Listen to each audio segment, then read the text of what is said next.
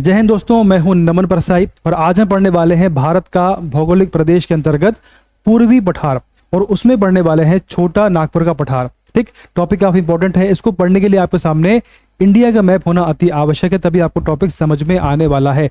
Topic काफी important है हर exam के लिहाज से, चाहे वो एमपीपीएससी हो या बीपीएससी हो, सभी एग्जाम में यहाँ से क्वेश्चन पूछे जाते हैं। शुरुआत करते हैं। देखिए, सबसे पहले बात करते हैं कि आज हम क्या पढ़ने वाले हैं और अब तक हमने क्या पढ़ लिया है। जो भारत के भौगोलिक प्रदेश हैं, इसको हमने पढ़ना शुरू किया था। हमने अब तक उत्तर का पर्वतीय प्रदेश हमने पढ़ लिया है। आपका सेकंड पार्ट है भारत का पठारी क्षेत्र, जो आज हम डिस्कस करने वाले हैं, है ना। इसको भी हमने ओपन कर चुके हैं। ये आपका है भारत का पठारी क्षेत्र, इसको आज हम डिस्कस करने वाले हैं। बाकी आपका है उत्तर भारत का विशाल मैदान, ये आपका है उत्तर भारत का विशाल मैदान। उत्तर का पर्वतीय प्रदेश, इसमें हम लोग हिमालय पढ़ते हैं, हमने पढ़ लिया है।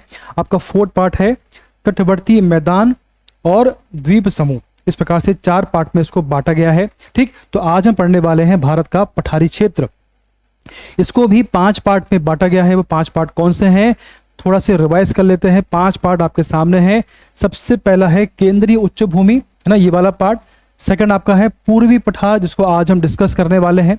और थर्ड आपका आता है दक्कन का पठार। इसके बाद में फोर्थ है दक्षिण भारत के पर्वतीय क्षेत्र और 5वां पार्ट है उत्तर पूर्वी पठार। तो आज हम पढ़ने वाले हैं पूर्वी पठार के अंतर्गत, आज हम डिस्कस करने वाले हैं। देखिए, जो आपका पूर्वी पठार है, इसको भी 3 पार्ट में बांटा गया है। कौन कौन से पार्ट है देखें, है ना।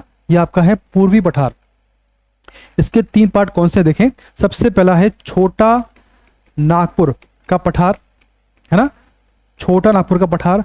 सेकंड है छत्तीसगढ़ पठार और तीसरा आपका आता है दंडकारण्य। क्या है, दंडकारण्य। इस प्रकार से जो आपका पूर्वी पठार है, इसको भी 3 पार्ट में बांटा गया है। आज हम पढ़ने वाले हैं छोटा नागपुर का पठार। ठीक, चलिए अब देखिए, जो आपका ये जो पठार है, जो आपका छोटा नागपुर का पठार है, इसकी जो लोकेशन है या इसका विस्तार कहां पर है वो समझे आप। देखिए, यहां पर एमपी है, यहां छत्तीसगढ़ है, यूपी है, बिहार, यहां आपका आता है झारखंड। तो एकमात्र राज्य है झारखंड जहां इसका विस्तार है।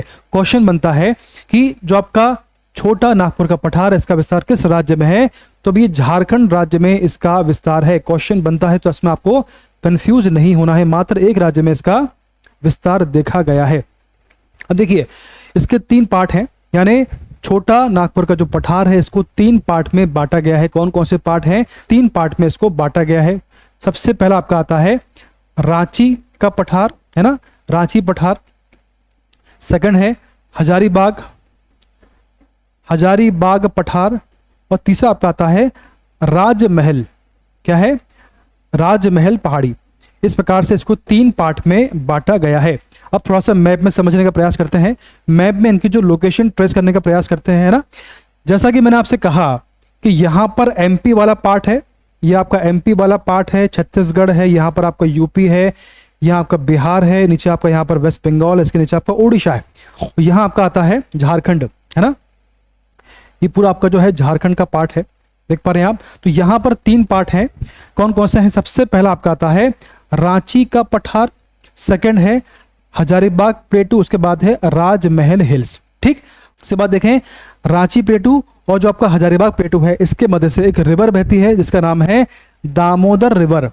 क्या नाम है, दामोदर रिवर। क्वेश्चन बनता है कि रांची और हजारीबाग के मध्य से कौन सी रिवर बहती है, तो आंसर होगा दामोदर रिवर। इतना क्लियर है। इसके बाद देखें, यहां पर आपका है रांची का पठार, तो यहां से एक रिवर निकलती है जिसका नाम है स्वर्ण रेखा। क्या नाम है, स्वर्ण रेखा। इस प्रकार से 2 रिवर बहती हैं। ठीक, दामोदर रिवर किसके मध्य बहती है हमने पढ़ लिया।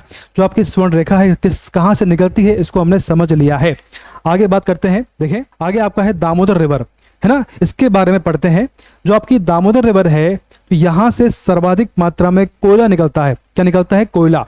इसलिए इसे भारत की रूर रिवर कहते हैं। क्या बोलते हैं, भारत की रूर नदी इसे कहा जाता है।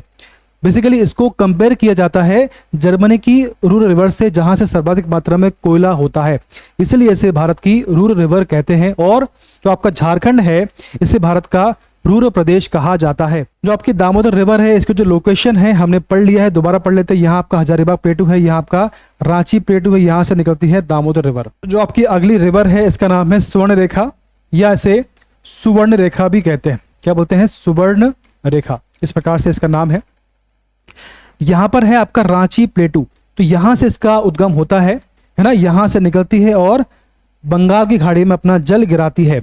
इतना क्लियर है। चलिए आगे बढ़ते हैं। अब जो आपकी स्वर्ण रेखा रिवर है, यहां पर जलीय जीव जंतु बिल्कुल भी नहीं पाए जाते हैं, क्योंकि इसका जो पानी है बड़ा गंदा होता है ना, बड़ा गंदा पानी इसका होता है, क्योंकि यहाँ जो जितनी भी इंडस्ट्रीज हैं सबका गंदा पानी इसी में शामिल होता है, इसी में आता है, इसीलिए यहाँ पर किसी भी प्रकार के जीव जंतु नहीं पाए जाते हैं। इतना क्लियर है। चलिए आगे बात करते हैं और समझते हैं। अब देखिए जो आपकी स्वर्ण रेखा नदी है, यहाँ पर एक जलप्रपात बना हुआ है, इसका नाम है हुंडरू जलप्रपात। क्वेश्चन पूछा जाता है कि हुंडरू जलप्रपात का संबंध किस नदी से है या फिर किस नदी पर यह बना हुआ है। तो आज हमने पढ़ा है छोटा नागपुर का पठार। इसके बाद में जो आपका सेकंड टॉपिक होगा वो आपका होगा छत्तीसगढ़ का पठार और दंडकारण्य। इस प्रकार से 2 टॉपिक आपके बाकी हैं। इस टॉपिक में हम पढ़ लेंगे पूरा। बीपीएससी होने वाला है, नवंबर में होने की संभावना है, टाइम काफी कम है। आपको सभी टॉपिक पढ़ने हैं, ध्यान से पढ़ते रहिए। और अगर आप ज्योग्राफी पढ़ते हो तो आपको मैप के माध्यम से ही पढ़ना, तभी आपके कॉन्सेप्ट क्लियर होंगे। ठीक है, चलिए धन्यवाद, बेस्ट ऑफ लक।